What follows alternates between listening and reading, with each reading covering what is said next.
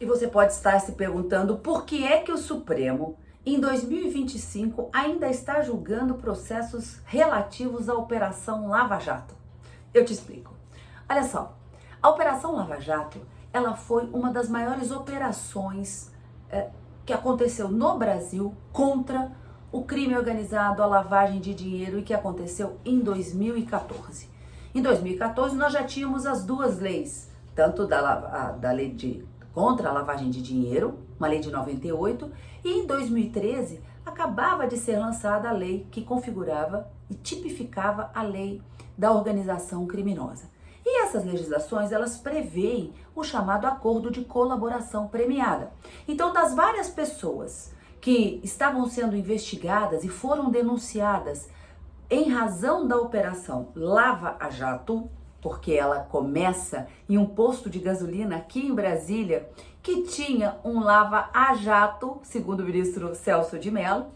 Todas essas pessoas investigadas começaram a responder aos processos em decorrência dessas operações, dessas investigações, polícia na rua, mandados de busca e apreensão, prisão de pessoas, empresários, agentes públicos que também estavam envolvidos nessas operações, e também doleiros, e envolvia uma grande quantidade de dinheiro, uma espécie vultosa, como a construção, por exemplo, da usina de Angra 3. Então, vejam, uma operação mega aconteceu em 2014 e vários processos foram instaurados contra várias pessoas, inclusive executivos e ex-executivos da construtora Odebrecht. O fato dela ter mais de 10 anos e alguns processos terem sido extintos, veja, tiveram as suas decisões de condenações anuladas, como, por exemplo, as condenações referentes ao presidente Lula, que foram proferidas à época pelo então juiz Sérgio Moro, da 13ª Vara Federal de Curitiba, foram anuladas pelo Supremo. Outros processos continuaram em andamento. Então, é temerário a gente dizer que a Operação Lava Jato, Lava a Jato, foi extinta. Não temos operações policiais nas ruas mais, mas temos processos em andamento em vários estados de todo o Brasil. E qual é a discussão do Supremo envolvendo a Lava Jato, então?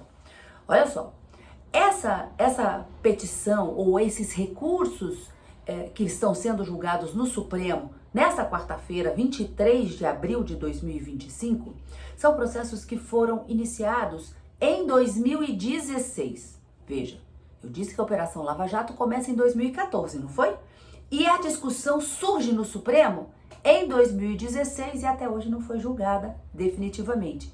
O que se discute lá é se, em razão de um acordo feito por aquelas pessoas que estavam sendo investigadas e acusadas de organização criminosa, lavagem de dinheiro, ocultação de bens, se esse acordo de colaboração premiado que foram feitos entre eles e o Ministério Público para que elas não fossem denunciadas, para que elas não se tornassem réus num processo perante a justiça brasileira e pudessem ter benefícios, prêmios de não responder por aquele crime em razão de um processo judicial, veja, mas tudo são condições de cumprimento do acordo. Se o acordo não for cumprido, aí sim a denúncia é apresentada e o processo acontece, podendo sobrevir uma condenação criminal. Mas olha só, a discussão envolve este acordo de colaboração premiada feito entre o interessado, que são os investigados, e que confessam aquela conduta criminosa ou ilícita para ter o benefício de não responder ao processo e não ser submetido a uma eventual condenação. E esse acordo, um pacto bilateral, é feito com o Ministério Público. Este acordo é feito de forma voluntária, está previsto na lei e ninguém obriga que o interessado o faça.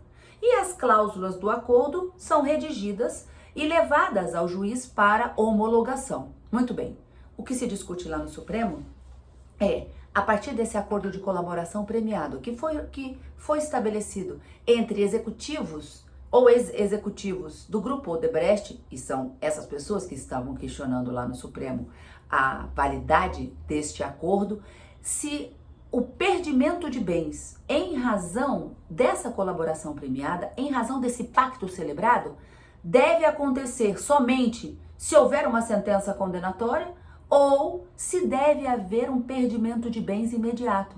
Sim, porque essas pessoas que, segundo o ministro Edson Fachin, relator desse processo, e que já votou, confirmando a sua decisão proferida lá em 2022, quando o julgamento foi iniciado, o ministro Edson Fachin disse: essas pessoas, elas confessaram que tinham contas no exterior, onde elas recebiam valores indevidos, provenientes de atividades ilícitas, entendam, crimes. Sim, elas possuíam bens móveis e imóveis decorrentes de produtos de crime e que, portanto, elas se comprometiam a perder ou devolver esses bens em razão da colaboração premiada. Mas isso não é o que alega a defesa desses ex-executivos. Para os ex-executivos, deve ser aplicado o que está na legislação. Só haveria a perda de bens se houvesse uma sentença penal condenatória. O que se discute no Supremo é justamente isso. Qual é o momento da efetivação da perda de bens em razão da existência de um acordo de colaboração premiada que foi celebrado entre o interessado para que ele não respondesse a um processo penal e não sobreviesse uma sentença penal condenatória entre ele e o Ministério Público, e este acordo foi homologado pelo juiz. Aqui no caso, alguns acordos foram homologados até mesmo pelo próprio Supremo Tribunal Federal para que tivesse a validade. E nesse acordo, a discussão é: não contém ou contém dispositivo que determina a perda de bens de forma imediata, ou não deve valer o acordo, deve valer o que está na legislação penal. Só perde os bens se houver uma sentença penal condenatória. Então, dessa nossa conversa de hoje, o que temos como suprassumo? A Operação Lava Jato não foi extinta completamente. O que não temos são policiais nas ruas cumprindo mandados de prisão, mas sim, ainda temos processos, demandas judiciais em andamento em vários estados do Brasil. E no Supremo, essa discussão começa em 2016, o julgamento é iniciado em 2022 em razão de pedido de vista, destaque, o julgamento é retomado na sessão plenária desta quarta-feira, dia 23 de abril de 2025, com o voto vista do ministro Dias Toffoli e demais ministros para saber a partir de que momento deve ser efetivada a perda de bens quando houver um acordo de colaboração premiada.